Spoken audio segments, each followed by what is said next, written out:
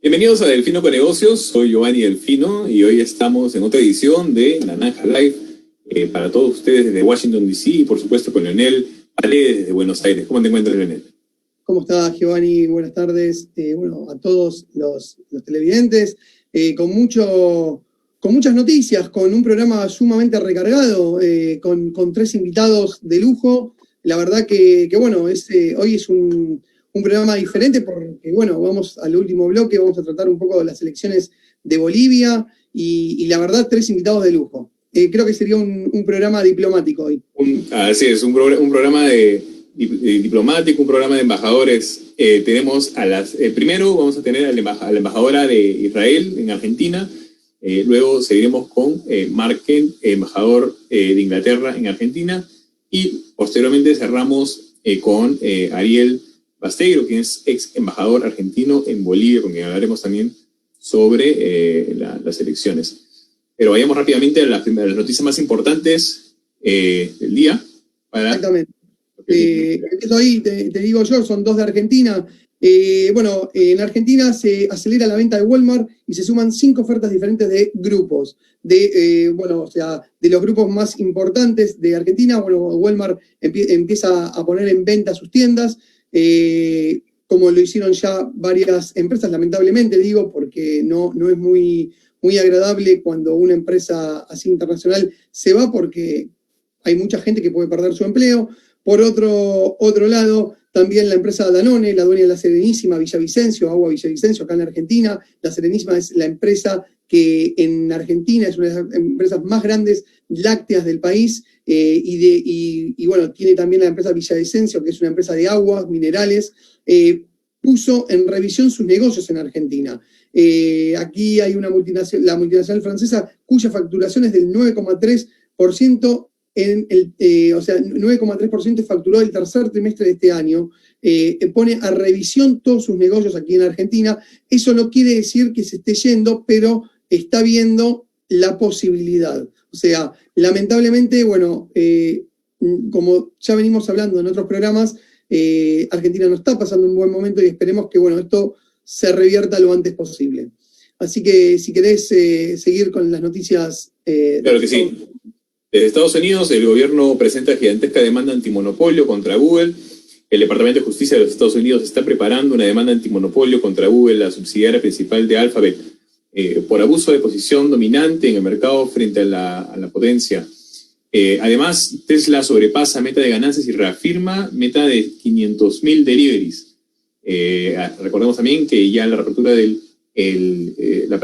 la nueva fábrica en China también ya empezó a producir vehículos y muy pronto a hacer también entregas a Europa.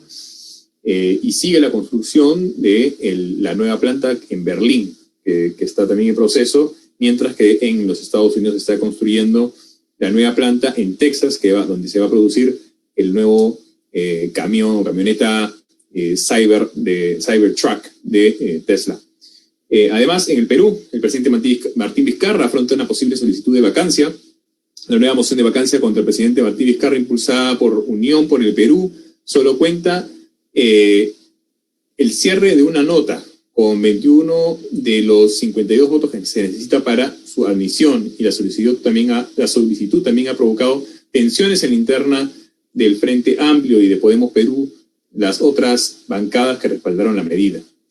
Además, en el Perú también inversión pública crecerá en octubre de la mano de la mejora de las expectativas del PBI además la transformación digital permitirá hacer frente a la emergencia, ya que el gobierno ha emitido un decreto que va a acelerar el proceso de digitalización de la gestión en el Estado y además poner como prioridad los procesos de comercio digital, tramitología digital, todo lo que se refiere a la digitalización de las gestiones para poder hacer frente a la situación que se está llevando, y se está ya reabriendo poco a poco con algunas medidas la economía en el Perú. Ahora vayamos rápidamente a nuestra primera invitada. Nuestra invitada es Galit Ronen. Galit Ronen es embajadora de Israel en Argentina con quien hablaremos sobre las relaciones comerciales, de diplomacia de Israel en la Argentina. Bienvenida ahora, ¿cómo se encuentra? Bien, bueno, mira, bien, podría ser mejor porque estamos en plena cuarentena, pero estamos trabajando aún en plena cuarentena. Por ejemplo, le doy un ejemplo que cuando en plena cuarentena, Israel es el tercer país del mundo a donde Argentina exporta carne, pero tiene que ser kasher, que es la forma de los judíos que comen. Entonces, en plena cuarentena, llegaron aquí más o menos 100 rabinos que hacen que la carne sea kasher y llegaron con un vuelo especial de El Al, que es la tercera vez que llega al país, y después volvió con israelíes que querían volver a Israel en plena cuarentena. Y esto para que en ningún momento para la importación de carne argentina hacia Israel. De otro lado tenemos inversiones israelíes en Argentina. Por ejemplo, tenemos en Mendoza tenemos el Arcpex, que es la compañía argentina, y Golan Plastic, que están haciendo un factory, ¿no? Tenemos también inversión, por ejemplo, hay una compañía israelí, Innovid, que se llama, que compró una plataforma de análisis de publicidades que se llama HeroLens, aquí, HeroLens. Entonces, todo el tiempo hay cosas. Lamentablemente el COVID nos paró. Pero aún en diga. Pero claro, coméntenos también para tener una idea de cuáles son las prioridades, digamos, en temas comerciales para Israel en la Argentina. ¿Cuáles son, digamos, mencionó algunas de las empresas, pero digamos, cuáles son algunos de los sectores en los cuales Israel tiene mayor interés en ingresar en la Argentina y además también de atraer industrias argentinas a Israel, ¿no? Inversiones argentinas a Israel? Usted sabe que Israel está conocido como Startup Nation. Entonces, es lo que, la verdad, en Wall Street, Israel es después de Estados Unidos en China, Israel es la tercera en número total, no per cápita, y somos 9 millones de personas, no más. Estados Unidos 300 millones y China 1 billón, y somos los 3-0. Entonces, pensamos que la mejor forma es hacer lo que hacemos mejor, que es startup, la tecnología, la innovación, el emprendimiento, y estamos haciendo también en pleno cuarentena, en pleno COVID. Por ejemplo, la Cámara de Comercio Argentina-Israelí hizo un seminario, claramente por Zoom, pero sobre telemedicina. También tenemos cosas, por ejemplo, que hay una caja que lo pones frente de la casa, bueno, uno llama, necesita alguna ayuda de salud, ¿no? Entonces podemos hacer todo, la presión, la situación, cómo se sienta, una charla con un doctor a través de esta caja, que es una caja de Israel, podemos hacerlo. Entonces, y creo que aquí hay necesidad de esto porque hay lugares que son lejos de hospitales, por ejemplo. Es infinito las cosas que podemos hacer. Los intereses israelíes son en la alta tecnología, más que todo.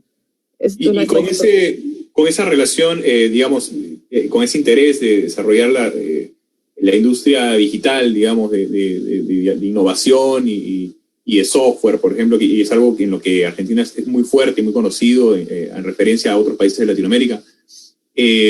¿Cómo es que de repente de alguna manera el gobierno israelí o las relaciones diplomáticas israelí con Argentina incentivan que existan, digamos, el ambiente óptimo, legal, necesario también para que este tipo de empresas puedan surgir? Tenemos, por ejemplo, la primera visita que hizo el presidente Fernández cuando llegó fue a Israel en enero. para conmemorar 75 años de la liberación de Auschwitz-Birkenau. Y ahí también se encontró con el primer ministro, con el presidente, y hablaron de cómo pueden cooperar. Y después hubo una llamada telefónica, también seguimos en Israel tiene un acuerdo con el Mercosur también. Entonces, ahí también podemos ayudar que el comercio se va más rápido y más fluente. Estamos haciendo, por ejemplo, como siempre buscamos de innovar, y estamos en tiempo de COVID, entonces hicimos una hackathon ahora. ¿Sabes qué es una hackathon? Sí, claro que sí. Sí, saben. Ok, bien, entonces no necesito explicar.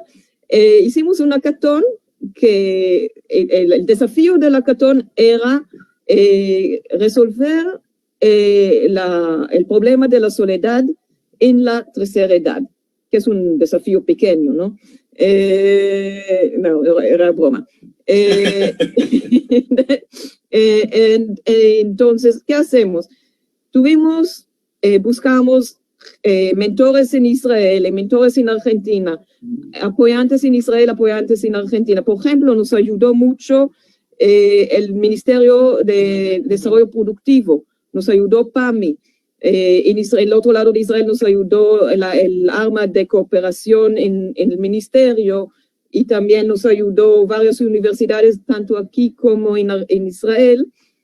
Tuvimos más que 50 mentores con gente de toda Argentina, porque todo fue online, y llegaron a una solución. Nos apoyó mucho lo IDB Lab, que ellos van a poner un poco de dinero para quien ganó en el concurso de la hackathon, para que de verdad van a tener un producto en la mano que puede llegar a la gente y ayudarle a resolver esta situación de soledad que siempre era, aún antes del COVID, pero ahora es más destacado, ¿no? Es más obvio el problema de la soledad. Entonces, hacemos este tipo de cosas. Y embajadora, y esto, o sea, hace mucho que hicieron entre Israel y Argentina, ¿esto fue reciente lo que se hizo o hace? ¿El hackathon? ¿El hackathon? Bueno, fue el último fin de semana, por eso todavía no tenemos el producto. Justo hicimos el último fin de semana. Todos estaban en mi casa porque la embajada está cerrada el fin de semana y porque la gente tiene tiempo libre, necesitamos hacerlo el fin de semana. Entonces, justo fue viernes, sábado, domingo de este fin de semana. Ganó un equipo que conoció online a través de hackathon, que algunos están aquí en Buenos Aires, algunos están en las provincias. Y ellos desarrollaron una app que ayuda tanto a los adultos mayores, pero también ayuda a los que cuidan los adultos mayores, que a veces también es una situación bien difícil, de burnout y todo. Entonces, desarrollo ese es recién, y estamos ya mirando cuál será nuestro próximo proyecto. Entonces, pensamos, será un poco, por ejemplo, lo que estamos pensando es conjunto con think tanks, de hacer una capacitación online para emprendedores, cómo es el ambiente de empresarios israelí, cómo desarrollamos, cómo hacemos un plan para que entiendan el ecosistema israelí de desarrollo. Entonces, ya estamos en nuestro próximo proyecto, que será en noviembre. Y dado las recientes, digamos, resultados económicos que estamos viendo en Argentina, además de las regulaciones que se están implementando para incentivar además la industria del software en Argentina, se está viendo desde Israel que Argentina todavía como un mercado digamos, importante al cual ingresar para como socios en ese tipo de industria, en ese tipo de sector, o está cambiando en algo los últimos resultados económicos que estamos viendo en Argentina? La verdad, todavía no sabemos porque es recién. Y todo el mundo está afectado por este COVID, ¿no? Corona. Entonces, lo que está pasando mal aquí, está pasando mal en Israel también, está pasando mal también en Alemania y otros países. Entonces, todos tenemos que adaptarnos a la forma de hacer las cosas y la forma de pensar. Y estamos todavía en camino y todavía no hay, the jury is still out, como dicen en inglés. No sabemos todavía cómo será, pero estoy segura como aquí en Argentina, Israel tiene un interés tan grande, tanto como es un país muy importante. En Latinoamérica tenemos una colectividad judía muy grande, tenemos una historia muy triste en común. Entonces, creo que para nosotros Argentina debe ser uno de los países más importantes, pues estoy muy orgullosa que representa a mi país aquí. Y la verdad, nosotros siempre estamos mirando cómo podemos mejorar las relaciones entre Argentina e Israel.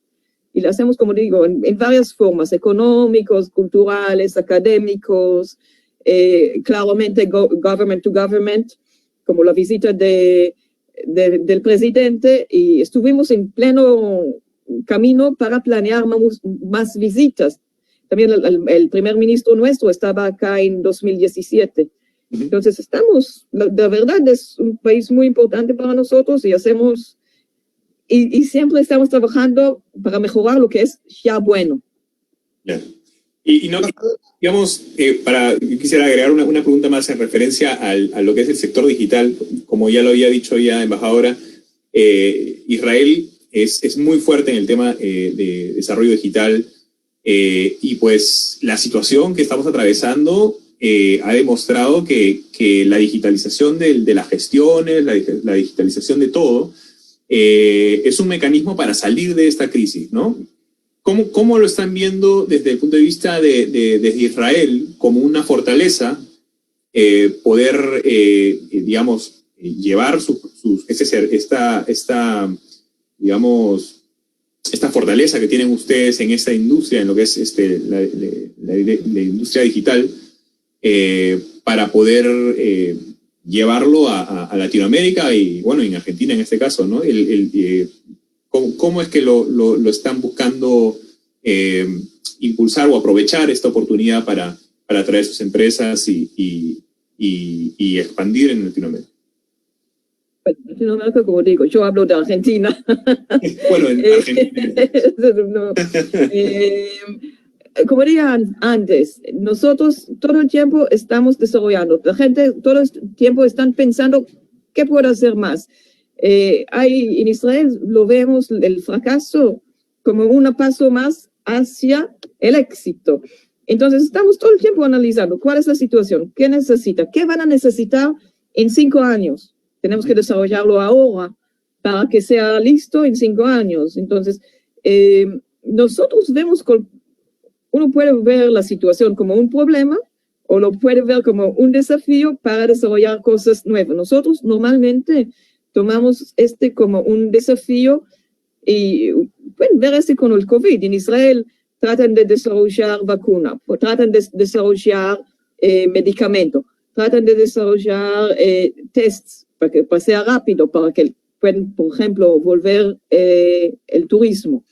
Estamos hablando de desarrollar ropas o cosas que protegen mejor.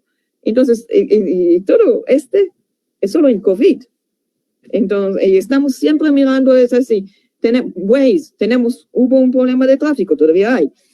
Waze fue desarrollado en Israel para ayudar a evitar los problemas de tráfico, ¿no? Y hay un montón de cosas. Si quieren, podemos hablar de la alta tecnología israelí. Tenemos Movit, que la gente que no tiene coche, yo estoy en algún lugar, pongo dónde estoy, dónde quiero ir, y el app me dice, bueno, tienen que tomar este micro, no sé, subte, cualquiera para llegar. Entonces, nosotros, cualquier problema es una oportunidad para resolverla en una forma mejor. Yes, you can, ¿no? Así. Cuando uno me dice, es imposible, les dice, ¿verdad? Vamos a ver. Es la actitud israelí. Nosotros lo llamamos chutzpah. no sé cómo decir no existe. Oportunidades, o sea, buscarle la oportunidad al problema. De hecho, le agrego que hay una empresa que acá en Argentina desembarcó, bueno, con el diseño y la patente de como una máquina que te hace soda, que te hace agua. Sí, SodaStream. SodaStream. Exactamente, ese es un invento israelí. Embajadora, la llevo un poquito, hace poquito estuvo en Israel, me gustaría que nos puede contar cómo vio, bueno, su país, cómo con el tema del COVID, cómo las empresas estaban, o sea, los afectó demasiado, o sea, en la industria o sea, cómo lo vio, la industria estuvo paralizada, cómo, lo mismo, bueno, obviamente el turismo, claro, que se paralizó en todo el mundo, cómo ustedes hicieron frente en el verano a toda la vuelta, bueno, o sea, la vuelta de, o sea, atraer al turismo, cómo se dio. Bueno, nosotros pasamos, el primer aula de lo pasamos bien. Lo cerramos muy temprano. El problema era que salimos demasiado rápido y tuvimos una segunda brote muy, muy difícil, muy dura. Y lamentablemente, hicimos todo lo que es posible para no hacer una cierre total otra vez. Y no lo logramos, teníamos que volver a la primera etapa y cerramos todo, pero dio resultados muy buenos y ahora, bueno, por lo menos aprendimos de la experiencia y ahora estamos abriendo, justo estamos al punto de abrir otra vez, pero esta vez hacímoslo en una forma mucho más gradual. Pero como digo, nosotros lo vemos. Yo estuve recién en Israel, cumplí mis 2 semanas de cuarentena allá y cumplí 2 semanas de cuarentena aquí cuando volví. Entonces estuve 4 semanas en cuarentena para 2 semanas y media con mi papi. Es terrible, pero bueno, es la nueva realidad que tenemos. Pero la verdad, Israel está muy afectada. Hay gente que no trabajan para 6 meses. Claro que hay ayuda del gobierno, como está aquí también. Pero tenemos que pensar de nuevas formas de hacer las cosas, porque a mí me parece que de aquí a mañana no vamos a encontrar una solución. Yo soy científica y este tipo de cosas demoran tiempo. Estamos con desde marzo y todavía no hay vacuna o tratamiento. 5 años tardan en desarrollar una vacuna aproximadamente que realmente que sea efectiva, ¿no? Es así, no sé, eso es lo que dicen los expertos, no sé si usted, o sea, siendo, bueno, obviamente científica, es así como se dice. Sí, bueno, de 1 año, 2 años aproximadamente, ¿no? Depende, pero están haciendo un proceso muy, muy rápido porque todo el mundo está esperando no sé si la solución primera será la vacuna o será el tratamiento. También, si tenemos un tratamiento, nos da igual. Lo importante es que la gente no muera no sufren. Entonces, tenemos que ver prevenir. Todo esto son formas válidas, pero tenemos que tener una solución que todavía no la encontramos. Pero hacemos como digo, en Israel están pensando en varias cosas de esto. Y porque se afecta a todos, se afecta a nosotros como económicamente, como afecta a Argentina, como afecta a los demás países. Pero tengo que decir que el comercio, justo hablamos de los matarifes, que el comercio entre los países, aunque bajó, porque bajó todo, hicimos todo lo que es posible para que sí sigue y que no se afecta. Yeah. Entonces, y el vuelo de cargo volvieron muy rápidamente.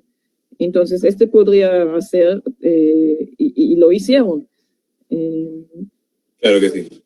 Muchas gracias, embajadora. Sí, la última, Giovanni, la última cortita. Embajadora, la última pregunta que le hago es, entre Argentina e Israel, más allá que hay mucha conexión, con tema tema universidad, o sea, tema de educación, ¿se está haciendo algo? ¿Se están haciendo algunas hermandades con la Argentina, más de la que ya hay? Porque sabemos, bueno, se les cuenta al público que hay una hermandad muy estrecha con Argentina, con las universidades, pero quería preguntarle si, no sé, si están haciendo, o mismo de cooperación con el tema científico de vacunas entre universidades. O sea, ¿sabe usted si hay alguna cooperación entre ambos países?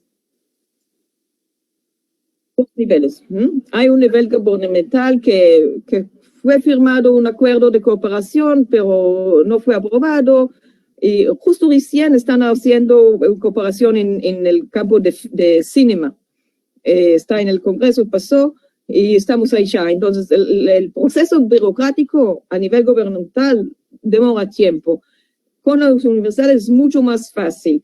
Es más, tenemos varios científicos de origen argentino que trabajan en Israel en las universidades. Entonces, para ellos no hay problema de idioma y conocen el sistema. Entonces, toda cooperación que hay. Por ejemplo, yo que tengo una maestría en microbiología, mi mentor era argentino, por casualidad.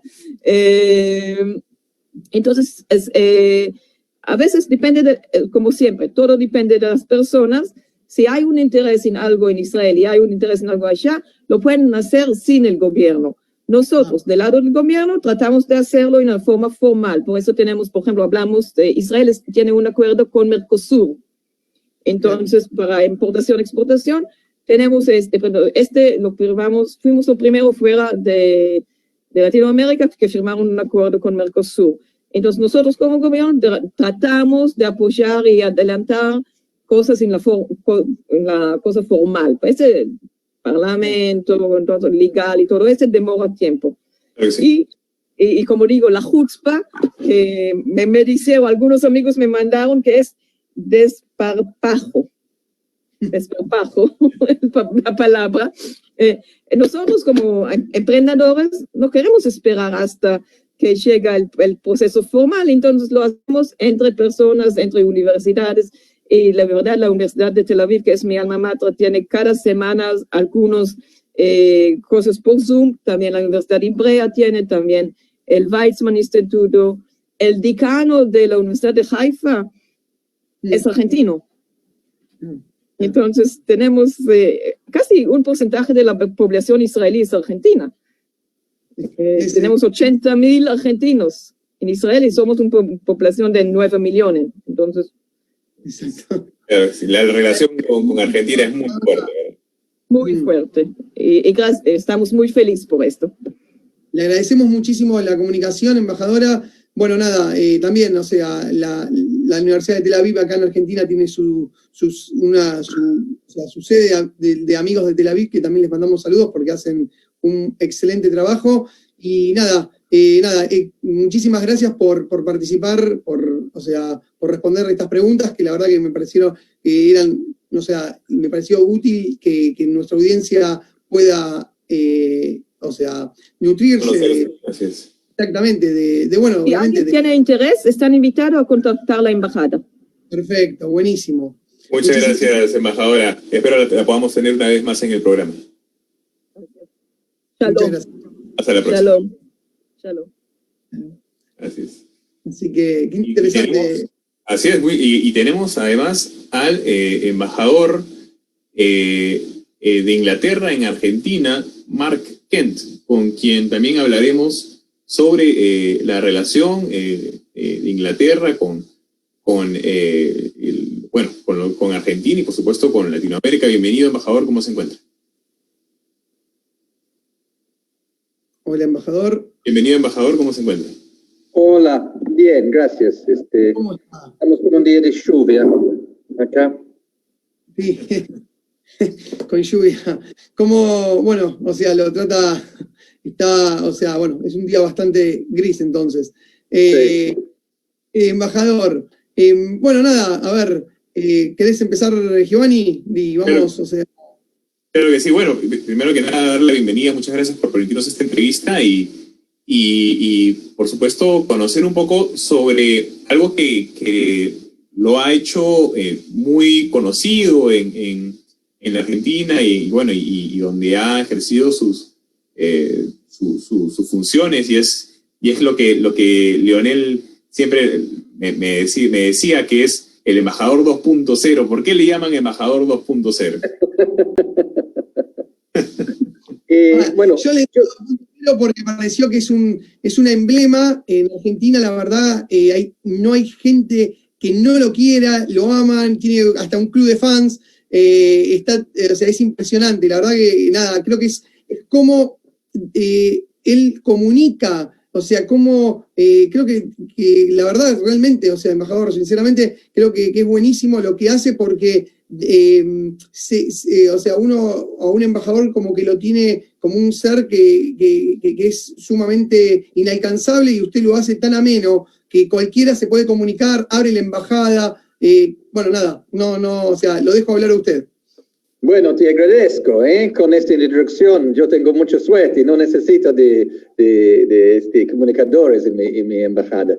Pero lo que hacemos es que reconocemos que el mundo está cambiando mucho y las relaciones internacionales no se hacen solamente con los gobiernos, y hace más la gente quiere participar, quiere participación. Se pueden tener vínculos con cualquier país, con cualquier persona, y yo creo que es el deber de los diplomáticos explicar un poco lo que está pasando y relacionarse con toda la gente en el país donde están. Y las redes sociales nos permiten hablar con gente de Tierra del Fuego, hasta Misiones, Córdoba, Jujuy, y eso nos da muchas posibilidades para explicar lo que hacemos y escuchar de la gente lo que quieren hacer. Y en este momento de pandemia es todavía más importante porque no podemos salir y tener muchas reuniones presenciales, ¿no? Entonces estoy haciendo mucho reunión virtual y con todas las plataformas. Ahora, para mí es un poco difícil adaptarse a un sistema, después a otro sistema, y debemos estar usando por lo menos 15 sistemas diferentes. Coméntenos un poco sobre eso, cómo se han adaptado en la embajada a esta nueva situación con el COVID. Menciona, por ejemplo, el tema de comenzar a hacer contacto virtual, pero cuéntanos un poco sobre su experiencia en ese sentido. Bueno, cuando empezó la pandemia, nosotros pasamos así casi inmediatamente al trabajo virtual. Yo estoy en una posición un poco especial porque yo vivo cerca de la embajada, es otro lado del jardín. Pero la gran mayoría de nosotros estamos trabajando desde casa. Ahora estoy en mi salón también. Y los primeros dos meses pasamos trabajando sin parar para repatriar a nuestros turistas varados, como muchas embajadas en todo el mundo, muchos de mis colegas de otros países acá también. Y eso fue una tarea logística en un país del tamaño de Argentina, que no fue algo sencillo, pero recibimos mucho apoyo de mucha gente, incluyendo el gobierno, las autoridades, las líneas aéreas, y todo el mundo trabajando desde su casa.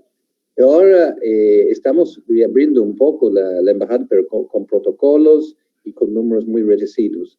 Yo creo que en todo el mundo, incluyendo en mi país, no vamos a regresar todos al sitio de trabajo, al lugar de trabajo, del empleo, hasta que tengamos la vacuna. Antes que eso, yo creo que sería difícil viajar y difícil tener los mismos contactos.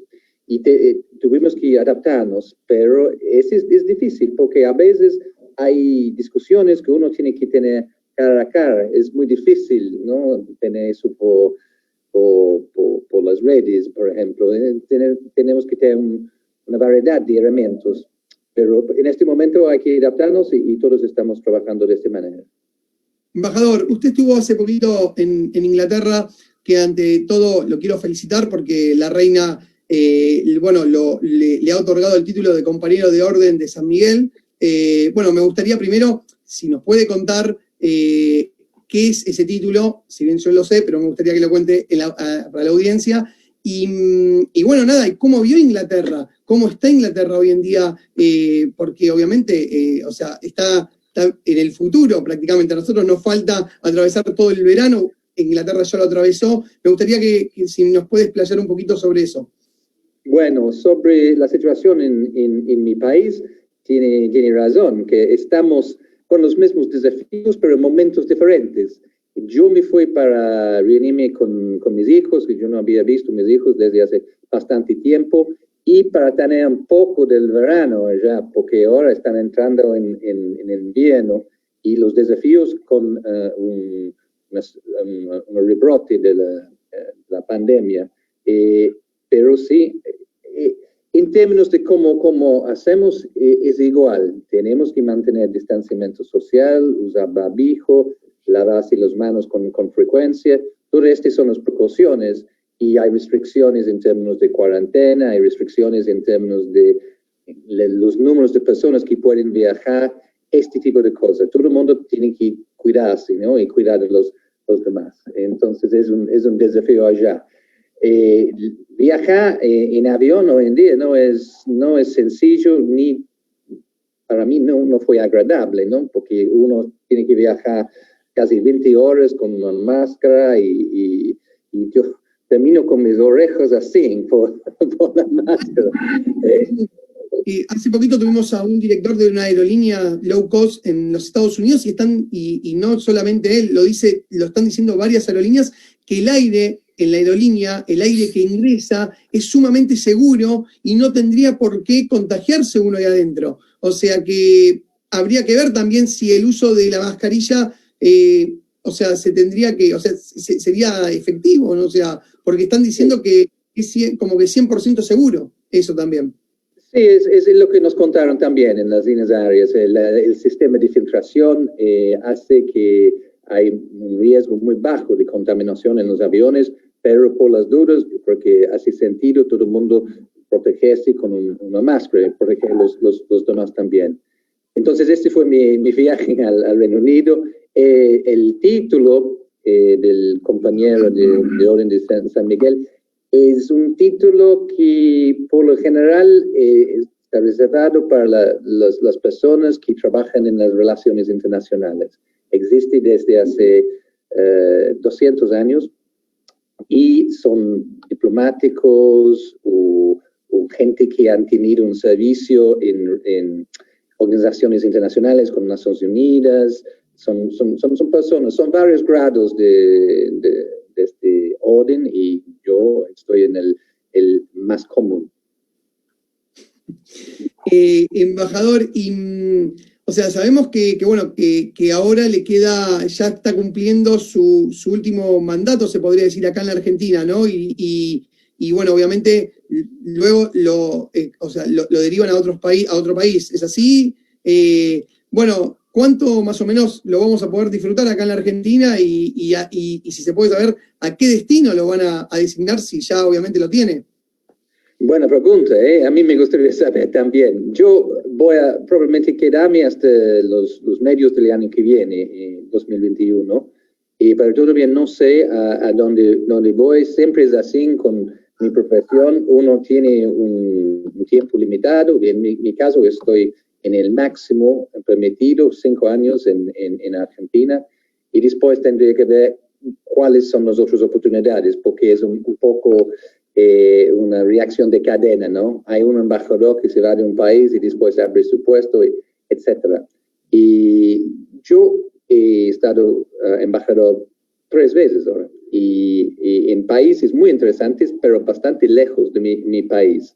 Y por razones de familia, posiblemente vamos a buscar un sitio un poco más cerca de casa, ¿no? Claro que sí. Y bueno, y en términos de las relaciones comerciales a la Argentina, ¿cómo se encuentran las relaciones? Sabemos, por ejemplo, que en el Perú e Inglaterra está una relación más fuerte que nunca, ahora también con contratos de gobierno a gobierno para proyectos de infraestructura grandísimos y muy importantes para el país. ¿Cómo va la relación con el gobierno de Argentina? Bueno, la relación va bien. Estábamos justamente esta semana reuniéndonos de manera virtual con mi colega Javier Figueroa, el embajador en Londres, y el Ministerio de Relaciones Exteriores acá, y también nuestro enviado especial del primer ministro para comercio e inversión, buscando cómo vamos a hacer crecer el comercio y inversión. hay que ser realista también. La pandemia ha afectado a todas las economías en el mundo y Argentina no es una excepción. Pero tenemos intereses en Argentina, en servicios financieros, energía, queremos ver proyectos de energía renovables, por ejemplo. Estamos trabajando con la agroindustria bastante, minería, litio. Entonces, y también ustedes tienen, los argentinos, tienen mucho capital humano, la industria del conocimiento es muy importante. Estamos colaborando mucho en FinTech, por ejemplo, y ayudando a empresas argentinas a establecerse en el Reino Unido para tener una presencia global. Y seguimos en y esperamos que la economía mundial, en nuestras economías en el Reino Unido, en Argentina, van a empezar a crecer a partir del fin de la pandemia. Y hay empresas, digamos, fintechs y otro tipo de empresas, startups tecnológicas que están interesadas en ingresar a la Argentina, y de ser así, desde la embajada están realizando algún tipo de esfuerzo para que el ambiente de negocios en la Argentina sea óptimo para este tipo de empresas. Sí, estamos hablando con empresas británicas, hablando con el gobierno argentino en este sentido. Y en este momento es una colaboración. Lo que nosotros tenemos que ver hay que tener una visión holística, ¿no? Que no es solamente exportar a Argentina o invertir en Argentina, también es para buscar socios para las empresas argentinas en el Reino Unido. Y como tenemos un ecosistema de negocios en el Reino Unido bastante interesante, sobre todo para las startups, estamos trabajando en Y nosotros también estamos pensando en el futuro del trabajo, porque el trabajo no viene más en las grandes fábricas que son todos automatizados. Hay que buscar crear el empleo con los startups, los empleos que tienen que ver con el conocimiento. Y Argentina tiene muy buen capital y reputación en muy buen capital humano. Claro, y quisiera también preguntarle sobre este método de contratos gobierno-gobierno, como se está realizando en el Perú con el gobierno de Inglaterra. ¿Este tipo de método también se podría aplicar o presentar en Argentina muy pronto? ¿Es algo que tienen en mente o aún no? Yo creo que todos los países son diferentes. Y en el caso de Perú, por ejemplo, estaba ligado a un gran proyecto de infraestructura. Tendremos que ver cuáles son las oportunidades por un apoyo institucional. Pero yo no diría que no, pero hasta este momento no hemos tratado de investigar con el gobierno de Argentina en este momento un tal proyecto. Pero sí conozco lo que ha hecho mis colegas en Perú y es impresionante. Sí. Y embajador, ¿qué demanda Inglaterra, o sea, a su parecer, o sea, su experiencia, qué demanda Inglaterra más allá del conocimiento de los profesionales argentinos como productos? ¿Qué es lo que más usted, siendo embajador, está viendo o pudo ver en toda su función de empresas argentinas que ingresan con productos a Inglaterra? ¿Qué demandan los ingleses de nosotros? Bueno, hay una variedad bastante importante. Por ejemplo, lo que nosotros importamos de Argentina, somos el segundo mercado de vino después de Estados Unidos, de vino argentino, y se puede comprar muy buenos vinos en los supermercados. Y también, por darles un ejemplo, que todo el software del Metropolitan Police, la policía de Londres, está desarrollado por una empresa argentina. Globant, aquí tiene una fama así como unos unicornios. Estamos así tratando con Entonces, no es solamente los productos físicos, pero también los servicios que estamos trabajando con Argentina en esto. Sí, así también hay que aclarar que hay muchas empresas inglesas que están en Argentina, enormes, y la verdad que, funcionan genial. ¿Sabe usted si, o sea, si hay alguna empresa que, o sea, inglesa que, o sea, bueno, igual ahora es verdad, con todo el tema de la pandemia, es como que se vio retrasado todo, pero ¿se llevarán a cabo algunas ferias como que se están haciendo virtuales en el mundo entre Inglaterra, Argentina, o sea, o con la embajada? ¿Tiene idea si a corto plazo o mediano se puedan llegar a realizar? Sí, estamos haciendo ferias virtuales y no solo, por ejemplo, ferias del Reino Unido con varios países en la región. Y vamos a seguir con Tenemos, por supuesto, muchas exposiciones y tal, pero hasta el momento que la gente puede viajar y sentir cómodos viajando, yo creo que este tipo de intercambio tendría que ser virtual. Pero sí, en algunos días vamos a estar participando con varias empresas británicas en San Juan en una exposición sobre la minería. Bueno. Sí. Sí, Giovanni. Sí, no, quería, bueno, más que nada agradecerle, embajador, por la oportunidad de podernos permitir esta entrevista y poder conversar con usted y poderlo tener muy pronto una vez más en el programa para poder seguir conociendo un poco más sobre las relaciones comerciales entre Inglaterra y la Argentina. Bueno, fue un gusto, muchas gracias por la invitación y les deseo mucho éxito con el programa. Muchas gracias. Gracias. Hasta la próxima. La próxima.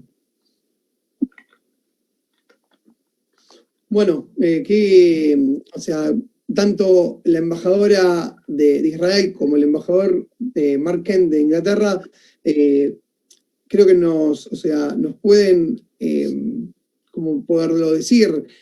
Nos dieron una mirada como que, o sea, que el comercio no se cierra, se está readaptando, diría, y se están, haciendo, o sea, como miran más allá del problema, buscan la solución y no sé, esa es o sea, lo que me queda a mí, o sea, como una... Claro, como lo hemos venido diciendo, ¿no? Desde siempre, que a esta situación no es algo que se va a terminar pronto, es algo que se va a extender todavía durante mucho tiempo y lo único que queda es adaptarse, ¿no? Adaptarse a esta nueva economía de todas las maneras que se pueda, sea digitalizándose, sea realizando medidas de bioseguridad, los lineamientos necesarios para poder proteger a la gente y salvar vidas, ¿no? Y además ver las oportunidades dentro de todos estos sucesos, ¿no? Así como hay perdedores, hay ganadores. Hay de todo en este tipo de sucesos. Vos fíjate algo, Giovanni, que ambos dijeron, tema software, tema tecnología, tema biotecnología, profesionales, o sea, cómo, lo que venimos creo diciendo siempre, cómo el mundo cambia y estas son las nuevas, o sea, como vos bien dijiste con el ministro de Educación Argentina, que hoy en día, más allá de saber inglés o un idioma, tenés que saber un poco de programación, un poco de desarrollo de software. Creo que es creo que es el nuevo idioma que los jóvenes y no tan jóvenes tienen que aprender para estar a la vanguardia de la situación. Claro, y es que jamás van a haber suficientes programadores o suficientes desarrolladores para poder atender la demanda para la velocidad que se está digitalizando el mundo, ¿no? Y la velocidad que está avanzando la tecnología. Entonces, por eso es que todos tenemos que tener hasta cierto nivel una capacidad de poder dedicar a lo que es el desarrollo de software o manejar tecnología más avanzada, poder manejar software más avanzados, porque todo está cambiando. Todo está cambiando y los trabajos que existían ayer probablemente mañana ya no vuelvan a existir y van a aparecer nuevos tipos de trabajos que nos van a requerir este tipo de capacidades, de conocimientos que nos van a diferenciar, nos van a dar esa ventaja para poder conseguir este tipo de puestos. Exactamente, y también las relaciones con culturales con las universidades, como se llama, creo que también eso ayuda mucho entre un país y el otro. Fíjate lo que nos contaba la embajadora de Israel, o sea, su mentor en su tesis, el argentino, cómo también profesionales de diferentes nacionalidades triunfan en el exterior. Lo vemos en los Estados Unidos a diario, aquí en Argentina muchos también, inmigrantes de otros países que vienen aquí con diferentes, máster, doctorados, y triunfan en cada país. Pero eso yo creo que eso está buenísimo, armar, tener ese vínculo entre universidades y culturales, justamente para fomentar también el tema profesional. Aquí en Argentina, como yo bien lo dije antes, está la Asociación Amigos de Tel Aviv, que es son un montón de gente que se junta, que fueron graduados de la Universidad de Tel Aviv y formaron esta asociación y hacen charlas, capacitan, informan, hacen cursos, y es una forma también de mantenerse actualizado e informado y capacitado también. Así es. Lo único que queda es, como dijimos ya, adaptarse, capacitarnos, estar atentos al cambio y para poder cambiar lo suficientemente rápido para podernos mantenernos competitivos. Es lo único que queda desde siempre ha sido así los negocios y esta vez no es la excepción, ¿no? Tenemos, cuando más rápido, lo único que está sucediendo es que todo está cambiando más rápido. Y con un cambio más rápido, todos tenemos que también ser capaces de adaptarnos y cambiar más rápidamente. Así que ánimos a todos, déjanos sus comentarios, queremos escuchar lo que nos tengan que decir. Sus comentarios nos permiten poder conocer qué es lo que piensan sobre el contenido que les traemos todos los días. Estamos como siempre todos los miércoles y viernes a las 7 de Washington, 8 de Buenos Aires. Y por supuesto en vivo por Facebook Live y YouTube Live, y siempre disponibles para verlo a cualquier hora desde delfinoconegocios.com.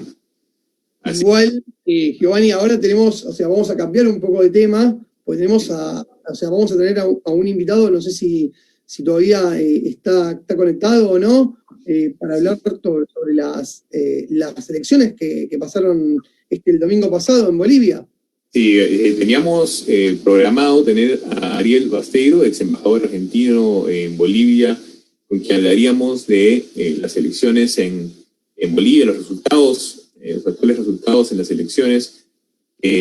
Aún no hay un pronunciamiento oficial del tribunal, pero existen los resultados de boca de urna de las encuestadoras, que proyectan que el virtual ganador es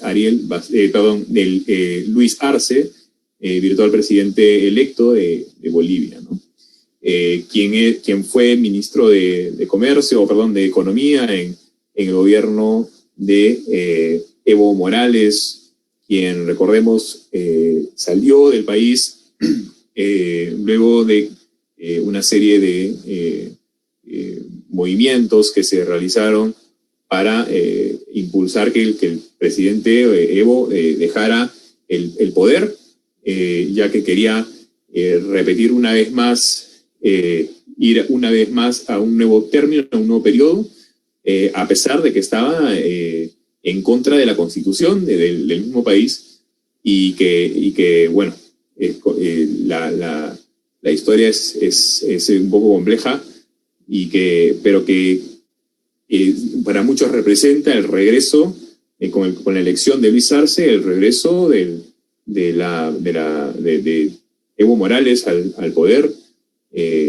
Entonces, mucha gente todavía está esperando los resultados oficiales del Tribunal Constitucional de Bolivia para hacerlo oficial, pero ya muchos mandatarios de los países de la región y el mundo, así como también el Papa, ya han reconocido a Luis Arce, a pesar de que todavía no hay los resultados oficiales, pero existen ya, como dije ya, estos adelantos de las encuestadoras que dijeron que Luis Arce es el nuevo virtual presidente de Bolivia.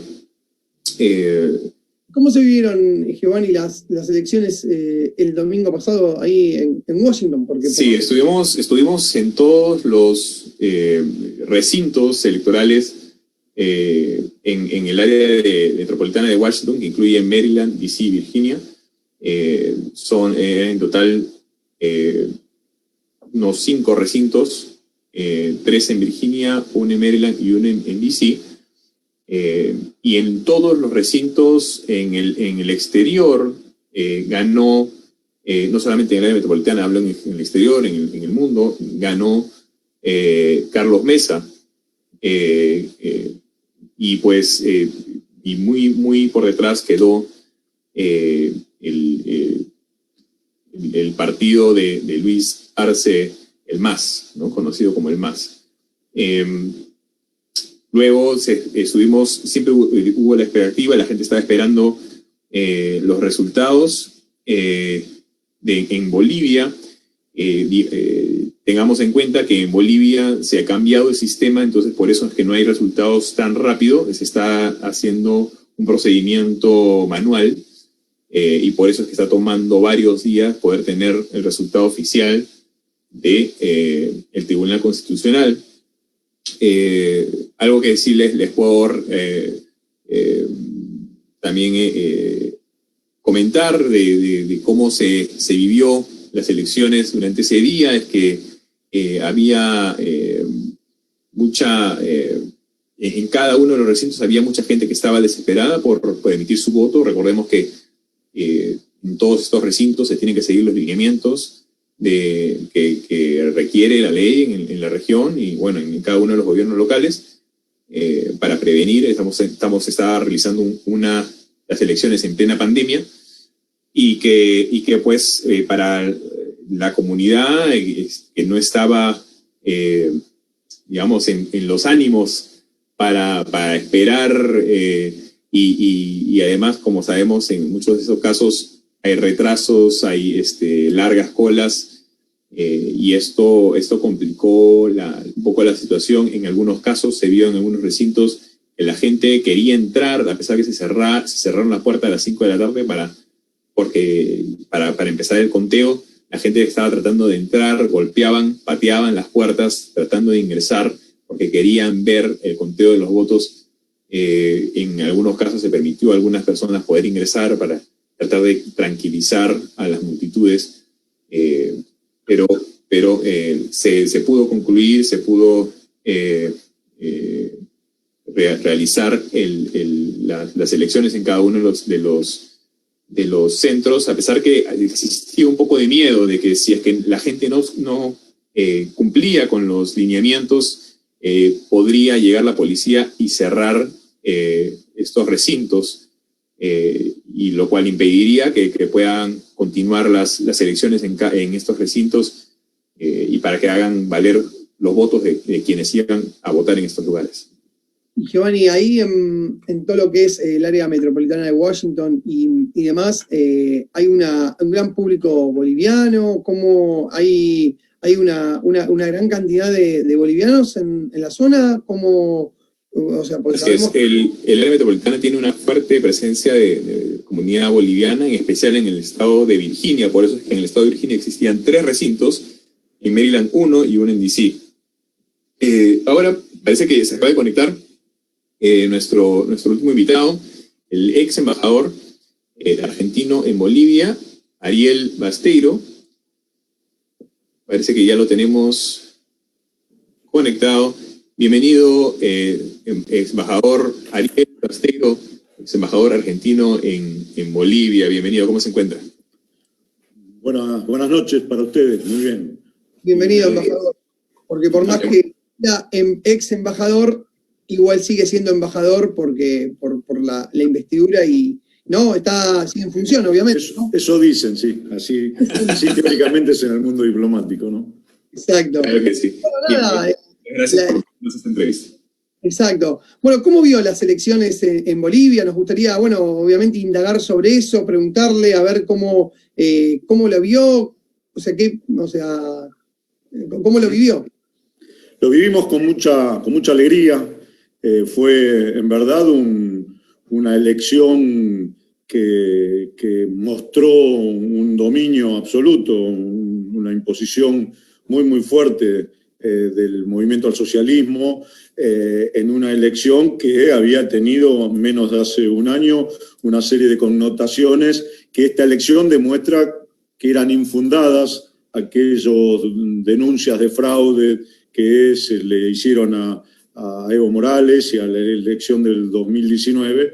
Quedó demostrado con la contundencia de esta elección que eran acusaciones falsas, que había una base de sustentación muy fuerte popular, de apoyo popular al movimiento al socialismo y a Evo Morales, y que en esta elección, por más que la oposición trató de demostrar que era él el que estaba activo detrás de todo el proceso, quedó demostrado que no importó y que al día de hoy, en estos mismos momentos, está superando los 55 puntos de apoyo popular contra, no llega a 30, Carlos Mesa, con lo cual una diferencia de casi 25 puntos.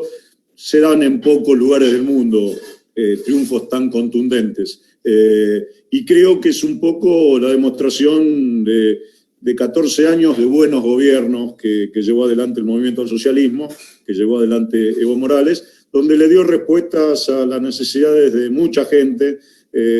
Los beneficiados no tan solo fueron los indígenas, los campesinos, los pobres, sino que el empresariado boliviano había tenido etapas y momentos de mucho crecimiento. Después no lo acompañaron en su apoyo al movimiento al socialismo, pero es una realidad que se comprueba cuando uno camina a Bolivia y nota la evolución que tuvo en esos 14 años la economía y la infraestructura de Bolivia, que era el país más atrasado de América Latina, de América del Sur por lo menos, y que en estos años de gobierno del MAS igualó en sus números de la macro y microeconomía con muchos otros países que le llevaban una ventaja muy importante. Así que creo que fue un triunfo, para mí no fue inesperado. Muchos en estos días y varios periodistas y muchas opiniones decían que nadie se esperaba que el triunfo fuera tan contundente. Yo sabía que el triunfo podía estar rondando en estas cifras, toda vez que se parte de un piso muy alto. El movimiento al socialismo hace un año atrás sacó 47 puntos. Y esa era la base de partida para hoy sumar 7, 8 puntos más, que lo puede dar fundamentalmente el perfil de Luis Arce, el candidato a presidente, más ligado o un perfil más clase mediero, para utilizar un término no normal, y que muestra fundamentalmente que también había un dato importante a tener en cuenta. En otras elecciones, sin irse muy lejos, la del 2015, Evo Morales había sacado 63%. Es decir, que hubo votos que en algún momento apoyaron y confiaron en el movimiento al socialismo, que en la elección del año pasado habían migrado a otras propuestas. Por varios motivos podemos suponerla, pero en algún momento habían estado cerca del MAS. Bueno, fundamentalmente volvieron porque también el gobierno de Áñez fue un gobierno muy malo y quedó demostrado muy rápidamente que no solamente violó derechos humanos y generó una represión sin precedentes, hacía mucho que en Bolivia no pasaba esto, sino que también tuvo hechos de corrupción y un mal manejo de la pandemia y de la economía. Eso, junto con la memoria activa que tienen los pueblos, determinó el triunfo tan contundente. Sí, pero perdón, Leonel. Sí, no, todo bien. Nada, una pregunta. ¿Pudo hablar con Evo y con Luis Arce y con el presidente Alberto Fernández de Argentina? O sea, una vez que se conocieron, bueno, serían las bocas de urnas, porque el resultado todavía no está pero bueno, obviamente ya está dado que es ganador Luis Arce. O sea, ¿pudo hablar con Evo Morales, que está hoy en día acá en Argentina y demás? Sí, estuve con Evo el domingo, en todos los momentos finales donde se empezó a conocer las bocas de urna. Aclaremos que hoy ya son votos oficiales, cómputos oficiales, y que ya está arriba del 85% o más, 89% el cómputo oficial, y da una diferencia de 25 puntos. Pero sí estuve el día domingo, estuve el día lunes, analizando posteriormente. El día domingo nos comunicamos con Alberto Fernández, estuve en una comunicación con Alberto Fernández donde me mandó los saludos y las felicitaciones correspondientes a Evo Morales y quedaron en verse prontamente. Sucedió al final esto en el día de ayer. Y con Luis Arce no tuve el contacto, sí con gente de su equipo muy cercana, donde mandé obviamente mis felicitaciones. ¿Cree que el gobierno de Luis Arce, el actual, virtual presidente Luis Arce, vaya a mantener las políticas que se implementaron durante el gobierno de Evo Morales, o algo cambiaría en ese sentido? Recordemos que para ir más en claro a la pregunta, muchos recuerdan el gobierno de Evo Morales como un gobierno que dignificó a los indígenas en su país, además de una fortaleza económica, dejó una fortaleza económica en el país, pero también hubieron muchas imputaciones de silenciamiento a quienes estaban en contra, o a quienes estaban, digamos, en el otro lado de la política. ¿Qué esperaría de esta nueva presidencia, de esta nueva administración? ¿Se mantendrían las mismas medidas? Bueno, tengamos en cuenta que Luis Arce fue ministro de Economía de todo el proceso que gobernó Evo Morales durante 14 años, o casi 13 de los 14 años. Hubo un año en que estuvo fuera del cargo por un problema de salud. Se le dice y se reconoce como el padre del modelo económico boliviano, del exitoso modelo económico boliviano. Y yo creo que sí, las políticas macroeconómicas obviamente que van a ser las mismas, la defensa y fortalecimiento del peso de la moneda boliviana, un manejo de los recursos naturales que apunten a recaudar en dólares montos que después le permitan hacer inversiones sociales, inversiones en infraestructura, como se hizo en esos 14 años. Hay que reconocer que Luis Arce, si bien tiene una historia que proviene de la izquierda boliviana, a la hora de manejar la economía es muy heterodoxo y muy conservador en el manejo de cómo gastar los recursos. Y eso quizás habla de la buena salud que tuvo la economía del gobierno de Evo durante esos 14 años. Creo que sí va a tener políticas iguales o semejantes a la de Evo en la política exterior.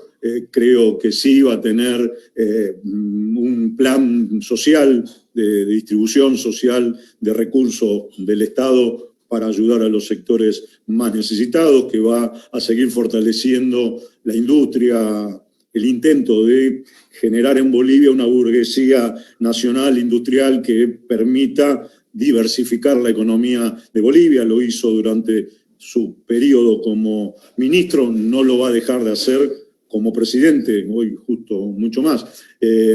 Creo que va a tener muchas de las actitudes y el modelo que gobernó durante 14 años con él como ministro, hoy como presidente.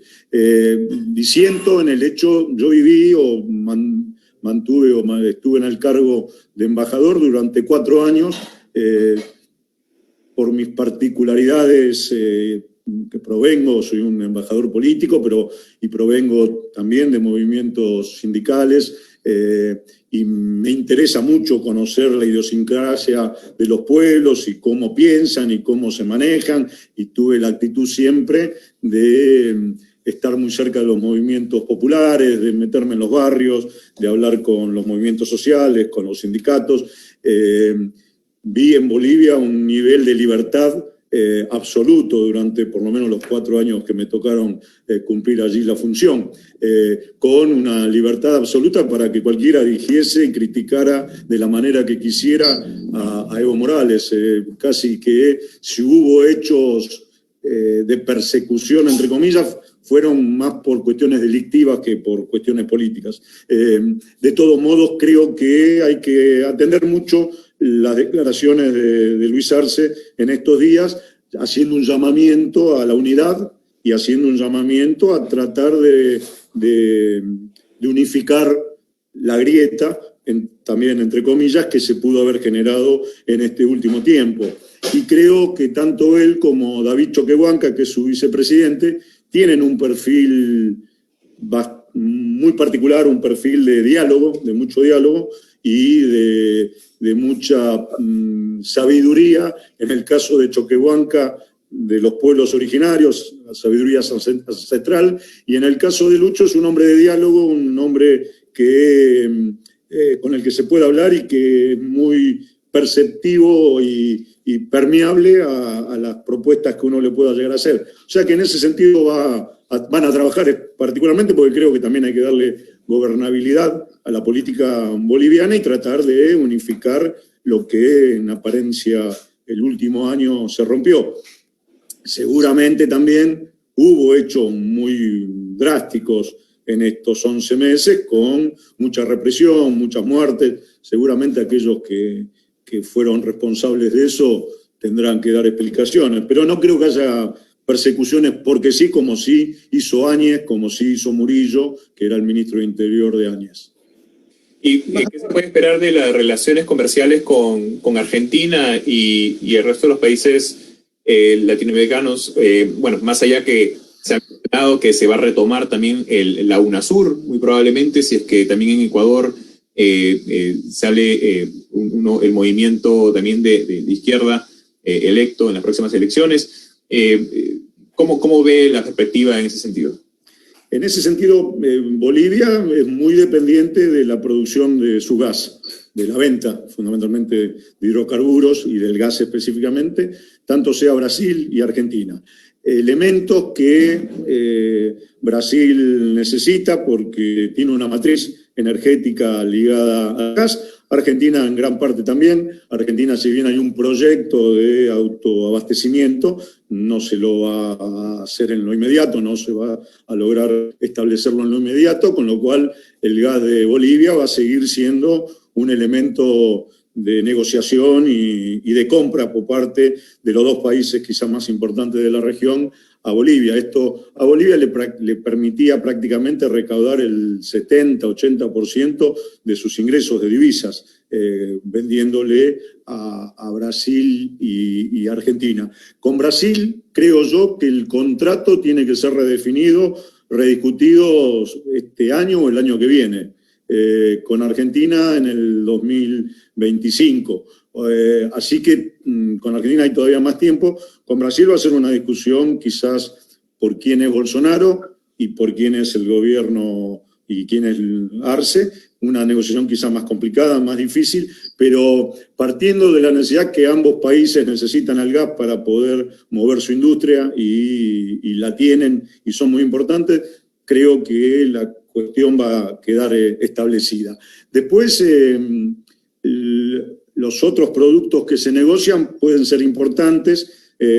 Bolivia fue creciendo en lo que es producción de soja y producción de carne, con ventas a China fundamentalmente, de carne vacuna, y eso seguramente se incentivará y crecerá por la particular actitud de China de comerciar con los países de la región. Hay un dato, al margen de UNASUR, que recién planteaste, que también Alberto Fernández en el día de ayer planteó la necesidad de que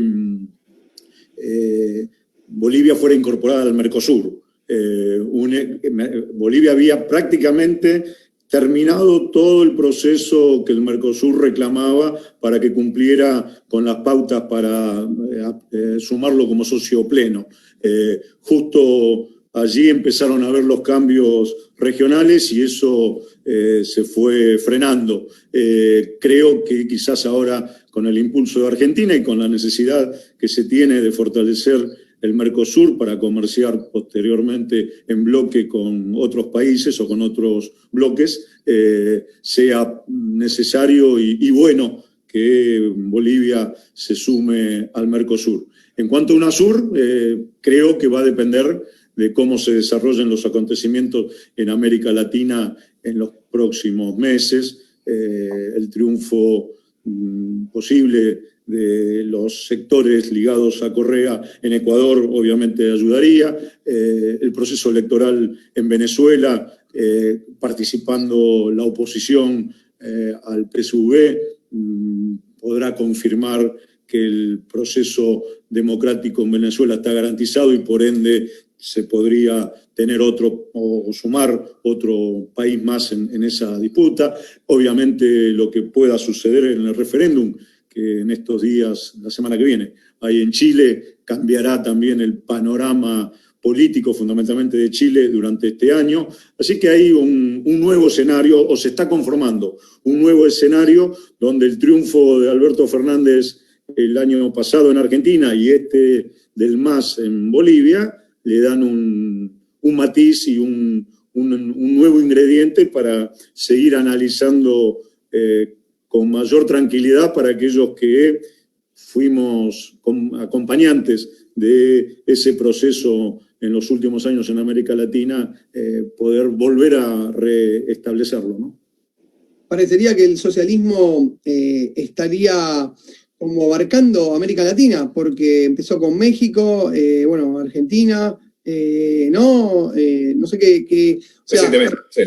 Bueno. Exactamente, y algo que le quería preguntar, que bien lo mencionaron tanto Giovanni como usted, el tema del Mercosur, del tema de la UNASUR, ¿usted cómo cree que lo tomarían los países ya integrantes del Mercosur, más allá de, bueno, obviamente la postura de Argentina que es obvia, pero Brasil, Uruguay, como que son países como que están queriéndose más abrir al mundo y no sé, usted recién bien lo dijo, Luis Arce es bastante de llamar al diálogo, o sea, ¿cómo piensa usted, cómo lo tomarían estos países?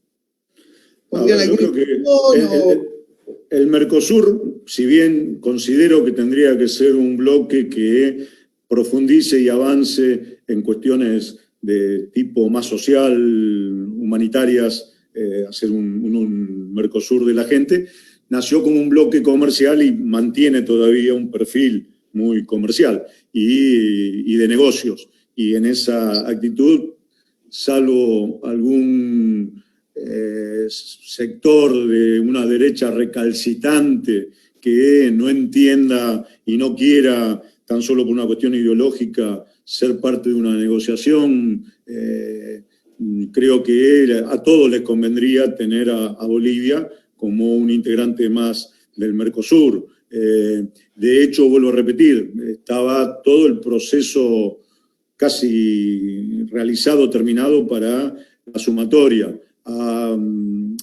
Es más, más de un parlamento había autorizado el ingreso de Bolivia como socio activo del Mercosur. Creo que faltaba Brasil nada más.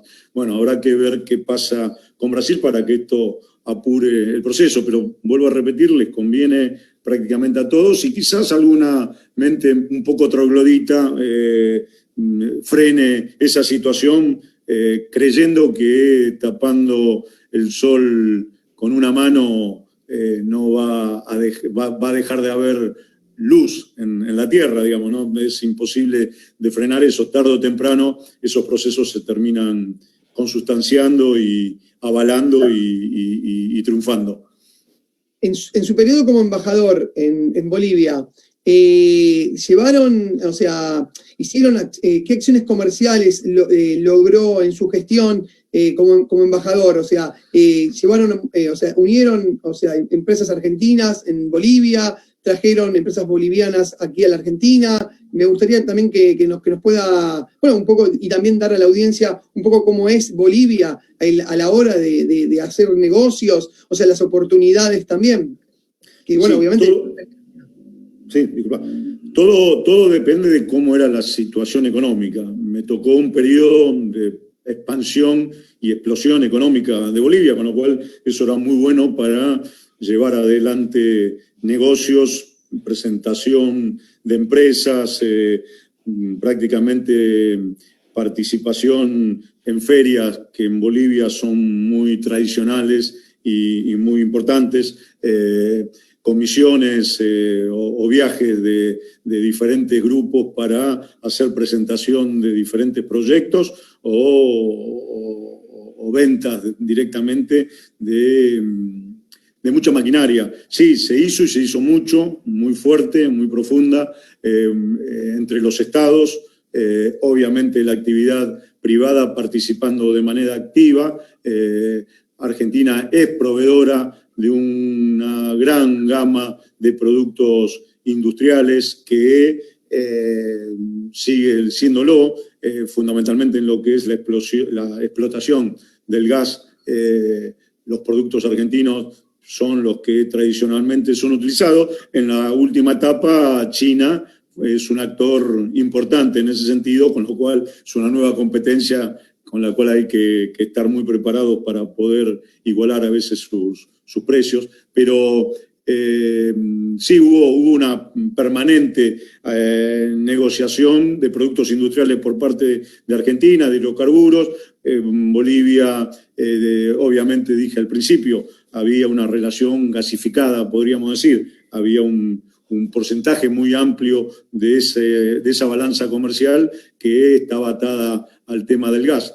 También de otros productos agropecuarios que tenían un interés ya no tan solo por el costo, la ganancia y el ingreso de divisas a Bolivia, sino porque cumplía también allí con resolvía un problema social que era el plátano, la banana boliviana entrando al mercado de Argentina, toda vez que Bolivia suplantó la cosecha o las plantaciones de coca por bananos, y todos esos sectores campesinos que habían migrado hacia el banano, obviamente después tenían que poder poner sus productos en otros mercados. Bueno, Argentina era un mercado incluso más fácil de resolver por la cercanía, de fronteras y por aceptar ese producto como tal. Así que hubo negociaciones permanentes, hubo acuerdos de cooperación y colaboración entre ambos gobiernos, fueron muy activos, y yo creo que ahora, en este nuevo escenario, una vez que cambió el gobierno en Bolivia con el triunfo de Luis Arce y cambió el gobierno en Argentina con el triunfo el año pasado de Alberto Fernández, va a volver a haber un escenario muy parecido al que hubo hace 4 años atrás. Creo que va a ser también casi calcado o incluso potenciado a lo que se vivió en los últimos años del gobierno de Cristina y el tercer periodo que tenía Evo como presidente. Muchas gracias, embajador. No sé, Giovanni, si querés hacerle alguna pregunta, la última. Bueno, acaban de salir una nota de parte de el FBI, acaba de hacer un en vivo referente a la interferencia de Rusia e Irán ha sido confirmada en las actuales elecciones, con una serie de los registros de los votantes han sido obtenidos y por parte de estos grupos, y ambos han estado tratando de manipular o intimidar a través de emails a los votantes. Hace unos años atrás, cuando estuvimos viendo las elecciones en Bolivia y en otros países de la región, vimos que también hubo hasta cierto punto interferencias, hablaba de interferencias de parte de Rusia también en nuestra región.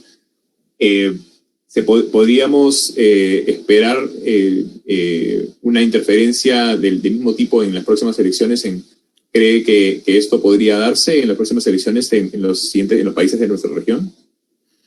A ver, nunca esas denuncias que yo sepa y que quedó demostrado en esta elección de Bolivia después se comprobaron. Son denuncias que salen a correr muchas veces con una intencionalidad de ensombrecer un triunfo contundente como el que tuvieron el último domingo. Es más, después termina demostrándose que las denuncias que levantan los sectores ligados, por ejemplo, a Luis Almagro como secretario general de la OEA, no eran tales, y que el que mintió y el que manipuló la información fue Luis Almagro, fue la OEA, no fue ni un medio ruso, chino o iraní.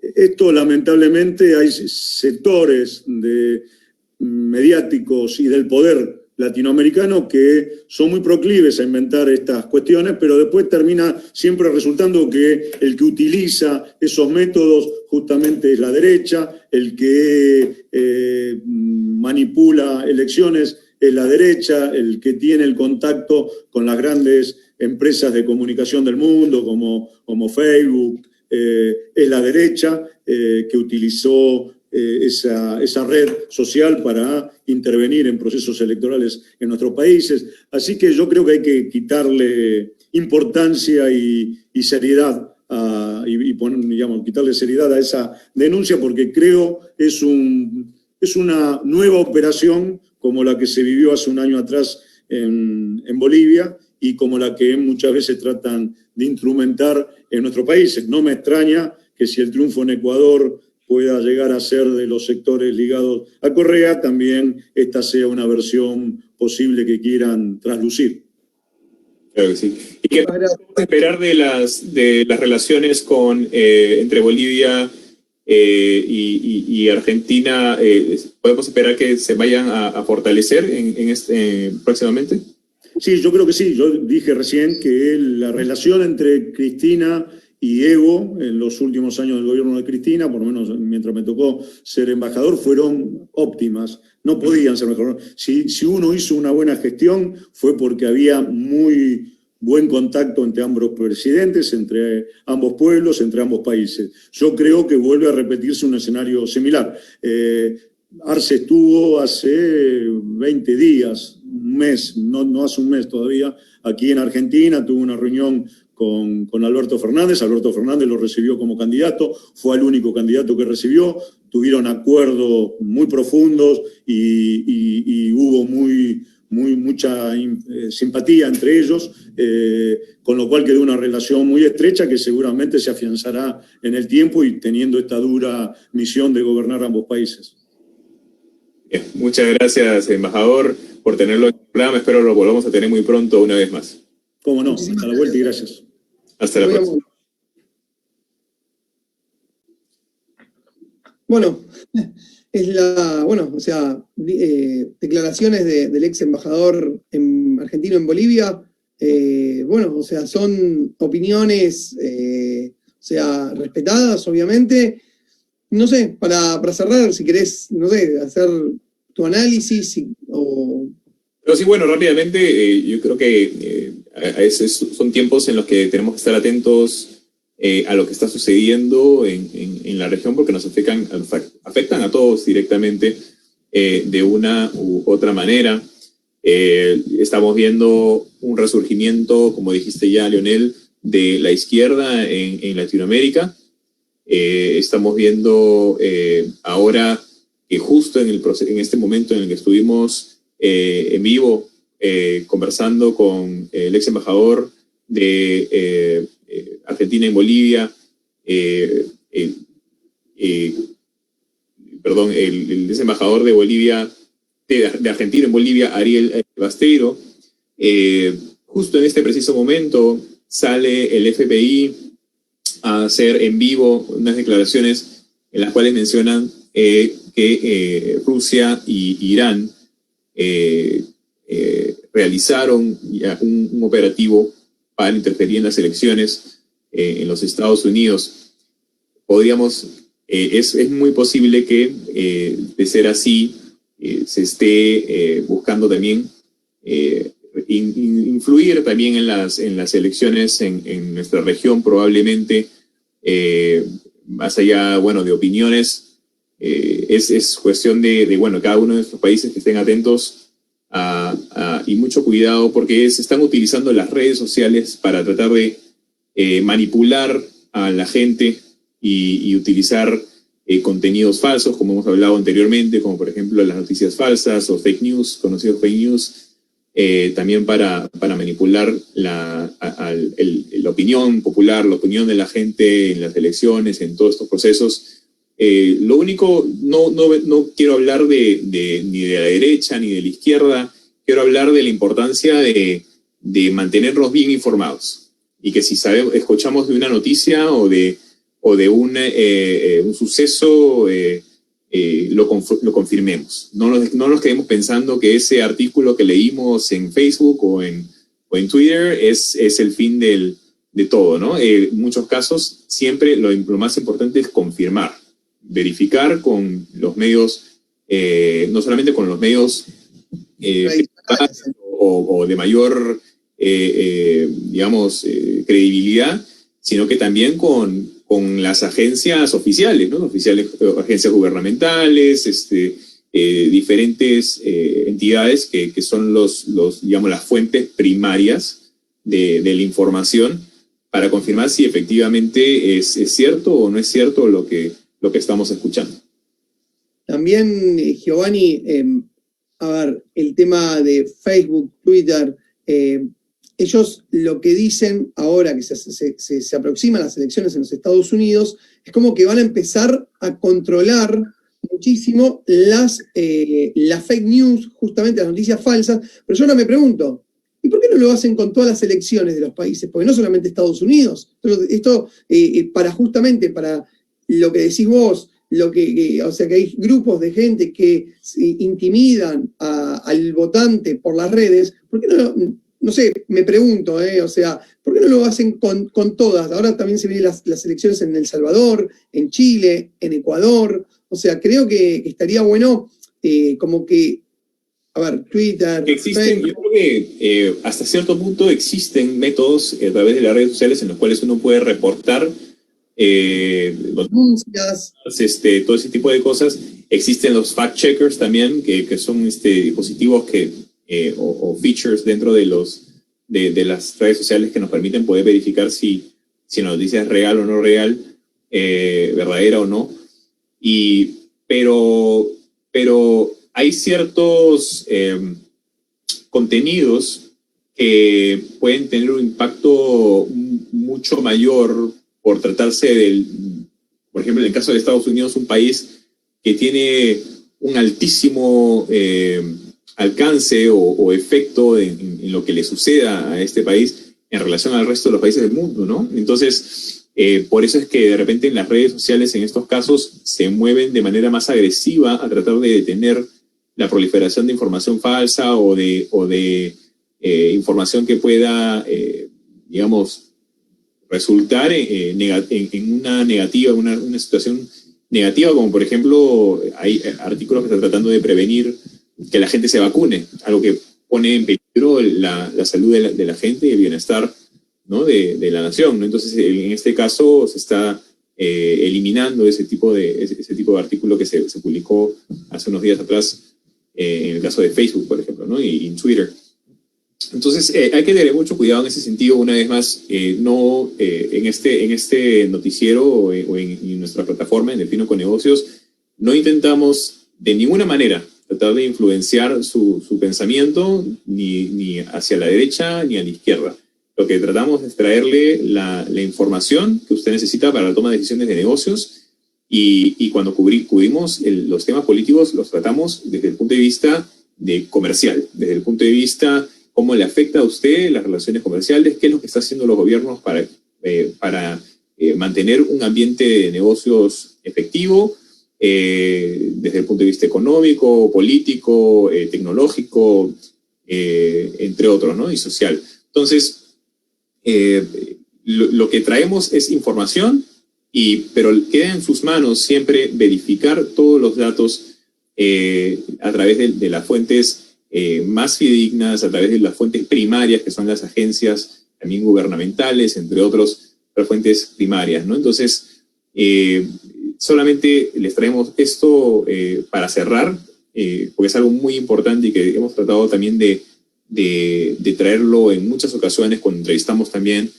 al presidente de la Asociación de Periodistas de los Estados Unidos, con quien hablamos del efecto de los fake news y la responsabilidad que también tiene el consumidor de información a la hora de recibir este tipo de información. No pensar que un artículo de una plataforma que no es conocida o que no pensar que esa es necesariamente la verdad. Siempre hay que verificar que la información sea correcta, que sea real, analizar uno mismo los datos, o puedes también consultar con especialistas, ¿no? Consultar con especialistas que te puedan decir realmente cómo son las cosas, porque no todos son expertos en estadísticas, no todos son expertos en medicina, pero tenemos expertos a los cuales tú puedes confiar, como tu doctor de cabecera, en el caso de las vacunas, o en el caso del virus, para quienes no creen de repente en el virus. A eso es lo que nosotros vamos.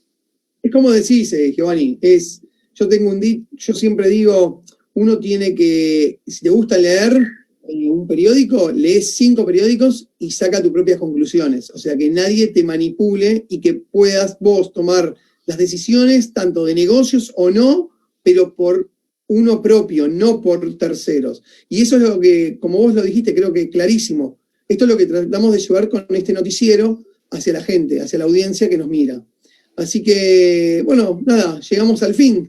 Hoy nos extendimos un poco, pero bueno, creo que valió la pena. Eran 3 invitados de lujo y creo que tampoco podemos hacer oídos sordos a cuando hay una elección en un país y no traer a un especialista o sea, un embajador, ex embajador o analista a que nos pueda ayudar a analizar qué pasaría económicamente o en el tema de los negocios. Bueno, o sea, ante la elección, si gana uno, si gana el otro. Así es. Y muy pronto vamos a estar cubriendo las elecciones de los Estados Unidos, que ya se aproximan. Vamos a tener un par de especiales durante la semana, en las cuales cubriremos las elecciones. Tendremos analistas y especialistas de diferentes áreas para conversar sobre los resultados, conversar sobre las expectativas y hacia dónde va el país luego de estas elecciones. Tal cual. Y economistas también, porque creo que también es importante. El país y nuestra región, por supuesto. Exactamente. Así que, qué bueno, Giovanni, llegamos al fin. Nos estamos viendo el viernes a las 7 p.m. Washington, 8 p.m. Argentina, Buenos Aires. Y bueno, que tengan una linda semana y nos encontramos el viernes. Así es, déjenos un mensaje. Recuerden, estamos en Facebook Live, YouTube Live, como dijo ya Lionel, a las 7 de Washington, 8 de Buenos Aires, no se olviden. Y siempre nos van a encontrar con el programa en la versión ya grabada en delfinoconegocios.com. Hasta la próxima.